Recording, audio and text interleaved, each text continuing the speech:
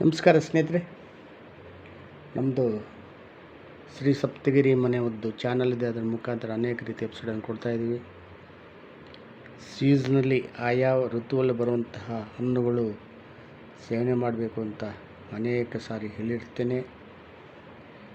ಕಾರಣ ಅದರಲ್ಲಿರುವ ಅಂಶ ನಮ್ಮ ದೇಹಕ್ಕೆ ಹೋದಾಗ ರೋಗ ನಿರೋಧಕ ಶಕ್ತಿ ಜಾಸ್ತಿ ಆಗುತ್ತೆ. ಯಾವಾಗ ಅದನ್ನು ಸೇವನೆ ಮಾಡಲ್ವೋ ಆ ಅಂಶ ಕಡಿಮೆ ಆಗುತ್ತೋ ಆ ಅಂಶ ಸಂಬಂಧಪಟ್ಟ ಕಾಯಿಲೆಗಳು ನಮಗೆ ಸೇರ್ಕೊತವೆ. ಆದ್ದರಿಂದ ಪ್ರತಿಯೊಬ್ಬರೂ ಅಷ್ಟೇ ಸೀಸನಲ್ ಫ್ರೂಟ್, ಆಯಾ ಋತುವಲ್ಲಿ ಬರುವಂತಹ ಹಣ್ಣುಗಳು ಸೇವನೆ ಮಾಡಲೇಬೇಕು. ಉದಾಹರಣೆಗೆ ಸೀಬೆಹಣ್ಣು ಸಹ ಅಷ್ಟೇ. ಇದು ಬಹಳ ನಮಗೆ ಬೇಕಾದ್ದು, ಪ್ರತಿಯೊಬ್ಬರಿಗೂ ಬೇಕಿದ್ದು. ಆದರೆ ಕೆಲವರು ಮಕ್ಕಳಿಗೆ ಕೊಡುವುದೇ ಇಲ್ಲ, ಗೊನ್ನೆ ಬರ್ತದೆ, ನೆಗಡಿ ಆಗುತ್ತೆ, ಸೀನ್ ಬರ್ತವೆ ಅಂತ. ಯಾವುದೂ ಬರಲ್ಲ.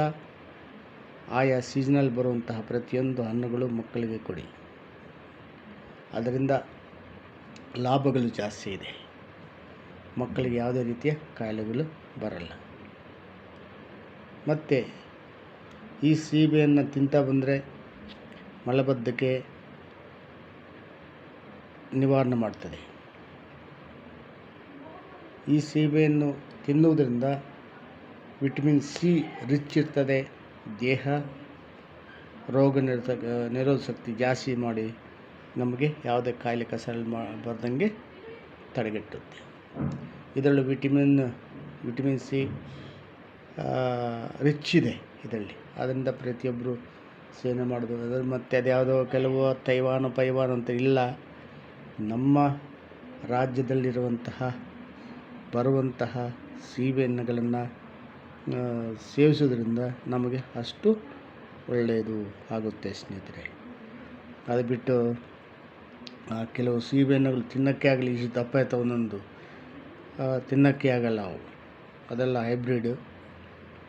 ಮಾಮೂಲಿ ಮನೆ ಮುಂದೆ ಈ ನಾಟಿ ಗೀಟಿ ಬಿದ್ದಾಗ ಅದನ್ನು ಸೇವಿಸೋದು ಬಹಳ ಒಳ್ಳೆಯದು.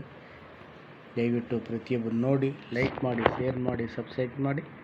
ಈ ಸೀಬೆಹಣ್ಣನ್ನು ಪ್ರತಿಯೊಬ್ಬರು ತಿನ್ನಲೇಬೇಕು. ಇದರಲ್ಲಿ ಜ್ಯೂಸ್ ಬರ್ತದೆ, ಮಾಡ್ಕೋಬೋದು. ನಾನಾ ರೀತಿಯ ತಿಂಡಿಗಳನ್ನು ಇದರಲ್ಲಿ ಮಾಡ್ಕೊಂಡು ಸೇವನೆ ಮಾಡುವುದು ತಪ್ಪಿಲ್ಲ. ಆದರೆ ಅದೇ ನಾವು ತಿನ್ನದೇ ಇದ್ದಾಗ ಅನೇಕ ರೀತಿಯ ತಪ್ಪುಗಳು ಬರ್ತದೆ. ನಮಸ್ಕಾರ ಸ್ನೇಹಿತರೆ.